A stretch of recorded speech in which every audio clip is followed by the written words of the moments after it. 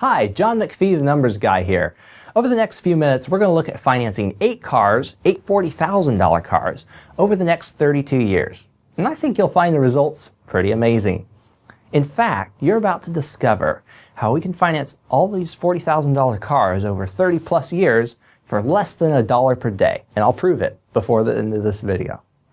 Now, a little bit before we get started here, I want to give you 3 rules to successful financing. You might want to write these down and keep them in mind as we go through the 5 different financing methods today. Number 1, you have to save. All successful financing methods start with some form of savings. Number 2, you have to know your options. There's a lot of different vehicles that you can use in financing today. And if you're going to figure out which one is best, you have to know which ones are out there. You have to know the options. And number 3, you have to repay. When you purchase something, you want to repay your savings so it's there for you to use again. That's the 3rd rule to successful financing. And at the end of this video, after we're done looking at the car financing part, I want to give you a special test called the GAME test, Guaranteed Available Manageable Equity. Because we're going to be looking at a lot of numbers in the video today. You don't have to understand the numbers to understand the elements of a successful financial game plan. So when we look at the different methods of financing, we're going to look at the GAME test, and that's a test that you can take home. And you can say, well, what about this financing method? You can go through the Guaranteed Available Manageable Equity. You're going to apply that test, and you're going to know if that financing method will be a success for you or not. So now let's cut to the computer screen and get started with car financing. Whenever you finance anything in life, there's 3 different ways that you can get the money. You can use other people's money, you can use your own money, or you can use a combination of other people's money and your own money both together and get some of the benefits of both. So prime examples of using other people's money are leasing and conventional financing. But whenever you use someone else's money, you pay interest or some sort of finance charge to those people. And that's only fair because they put up the money for you to use. So along come the people that say, well, you should use your own money and pay cash for these things. That's the 3rd financing option here. And then you won't pay interest to anyone. And that's true, but there's always a cost to financing, even when you pay cash. And so what about taking that a step further and using both your own money and other people's money together and getting some of the benefits of both? And the prime examples of this are using a certificate of deposit or self-financing with participating whole life insurance. These are the 5 methods we're going to look at today. Let's take the case of Mr. Leasing. Mr. Leasing walks into the bank. He said, I want to drive away in a $40,000 car today with as low a monthly payment as possible. Well, the leasing company opens up their books and they say, okay, well, we can give you a payment of $674 a month, and there's going to be a turn-in fee at the end of every 4 years.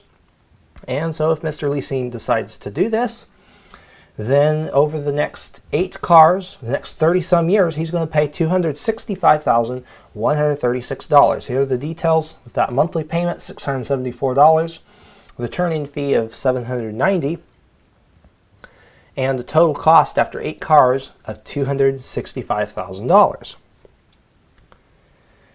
Well, Mr. Conventional Financing comes along. He said, well, you aren't building any equity in your cars, Mr. Leasing.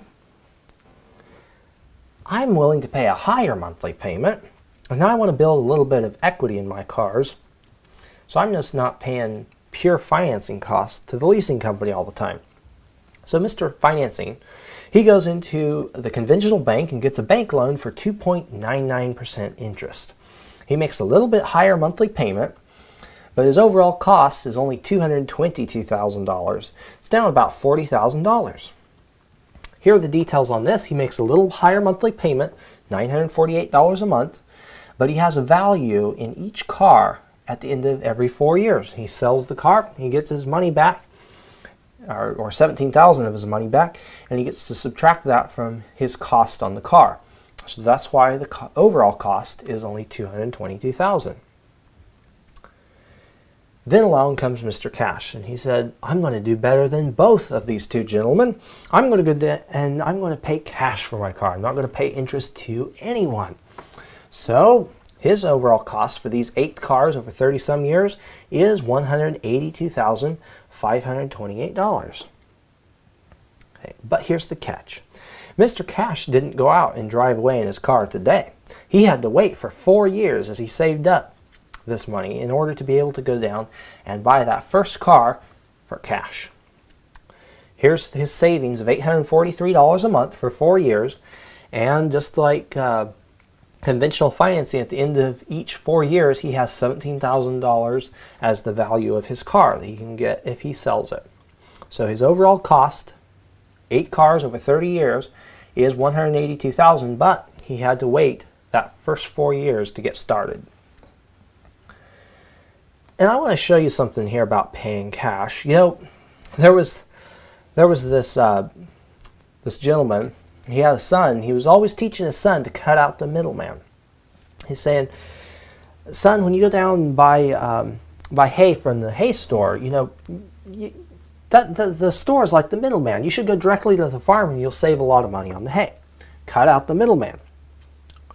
So he would say that when he would go to the store. Well, maybe if you go to the farm for these things, you would pay a smaller price for these things. Cut out the middleman whenever you can. Cut out the middleman, son. So the sons finally start to get the idea, and one day the father's having a heart attack. He said, "Son, call the ambulance." And the son comes back, and he said, "Dad, you'll be so proud of me. I cut out the middleman. I called the undertaker."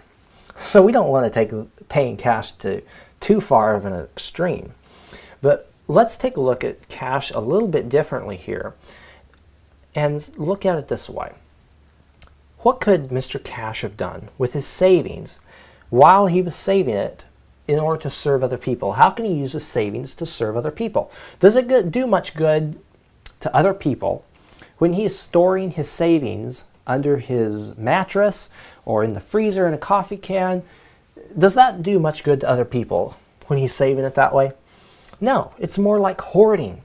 So what if he could find some way to have his savings be of service to other people while he did that, while he was saving?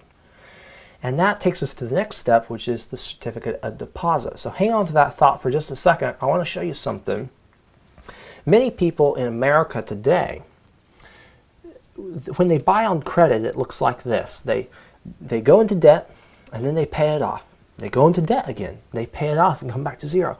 They go into debt again. They pay it off and come back to zero. And they repeat that process with no long-term growth. The average person who pays cash is no better off. They save up and defer the use of that first car in this case. And then they spend it all and they're back to zero. And they save up and they spend it all and they're back to zero. They're not getting ahead. So what we want to do here is to use the savings. Remember, savings is the first key to successful financing.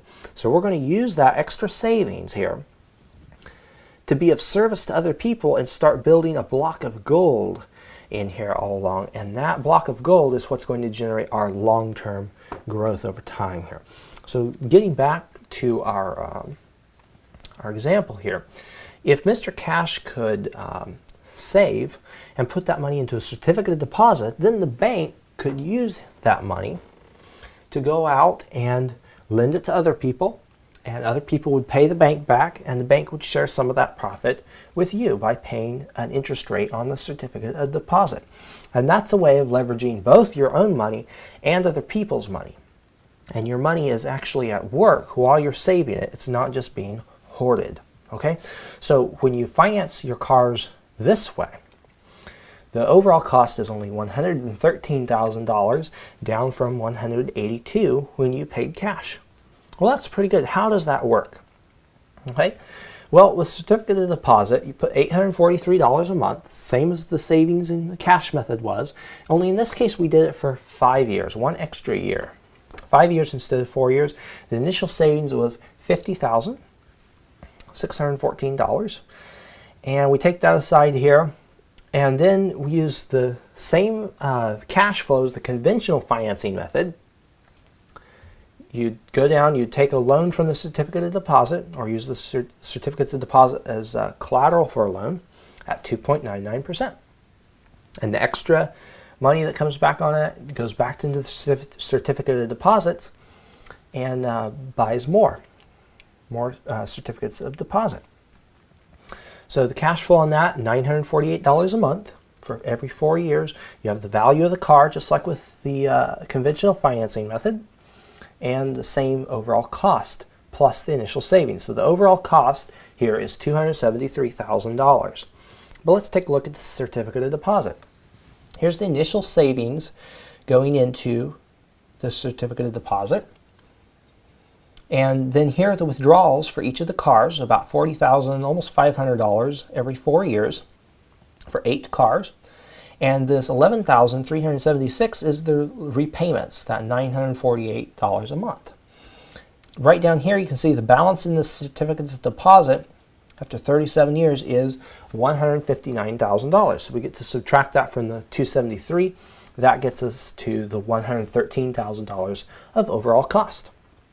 So by using the money and letting it serve other people in the process, letting the bank lend it out, other people pay interest on it, and then the bank shares some of that interest with you, now you're increasing your profits. You're getting some of the benefits of using your own money as well as some of the benefits of using other people's money. But we can take this a step further. How could you be of more service to the people that are using this money? Okay, how can you make this money be of more service to them? And that takes us to the next financing method, self-financing with participating whole life insurance. And just consider, in the case of the certificate of deposit, who owned the bank? The stockholders of the bank. Well, in the case of participating whole life insurance, mutual participating whole life insurance, you are a part owner in the company. So you get some of the profits that went to the shareholder when you use certificate of deposit. So we're going to use the self-financing with whole life insurance now. Now the overall cost comes down to $68,000, and here's the breakdown of that. The $843 a month over 5 years goes to premiums. And then, in this case, we went ahead and used the conventional financing loan, because if you had the choice between a 2.99% interest rate and taking a loan at 5%, which is the policy loan interest rate right now, what would you rather do? Well, I'd take the 2.99% as long as I have the collateral, which I do in my life insurance policy. I could go pay off that loan if I needed to. So paying the premiums into the life insurance policy hasn't cut down on my options, but rather it's expanded my options. I can choose either take the policy loan or I can go down and choose the conventional financing loan. In this case, I'm going to use the conventional financing. And here in a minute, we'll come back and use the policy loan, and you can see how that looks as well. So here's the cash flow that goes to the bank, $222,000. And we add that together. Again, the total cost is $273,000. Here's the policy.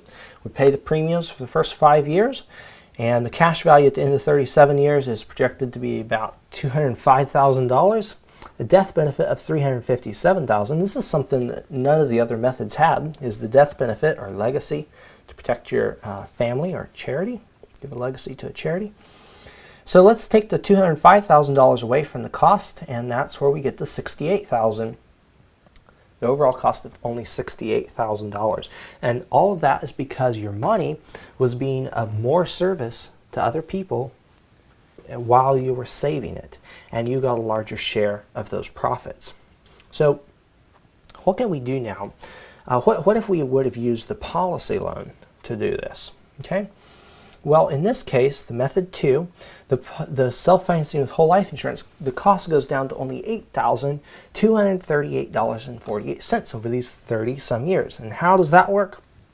Well, we have the same amount of premiums that goes into this policy.